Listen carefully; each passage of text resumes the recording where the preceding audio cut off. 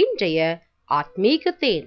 சங்கீதம் 55:22 உங்களுக்காக நான் வாசிக்கட்டும்.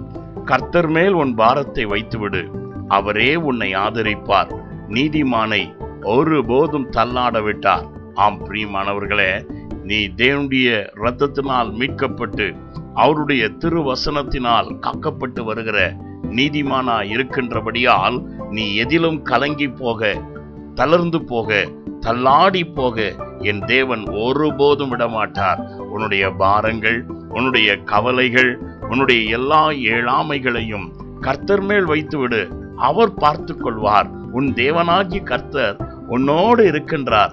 அவர் என்றென்றும் ஜீவிக்கின்றவராய் இருக்கின்றபடியால் நீ பாரப்படுகிறதுனால் ஒன்றும் சாதிக்க முடியாது. ஆனபடியால் உன் பாரத்தை சகலவற்றையும் செய்ய ஆற்றல் மிகுந்ததான தேவன் மேல் வைத்துவிடு.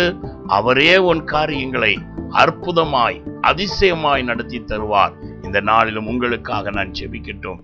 எங்களை அதிகமாய் நேசிக்கும் அன்புள்ள பிதாவே, இந்த வீக்கெண்டிலும் ஆண்டவரே, உம்முடைய பிள்ளைகள் கடந்த நாட்களில் நடந்ததை குறித்து கவலைப்பட்டு பாரப்பட்டவர்களாய் இருந்தால் அந்த பாரத்தை அகற்றி விடும் ஆண்டவரே.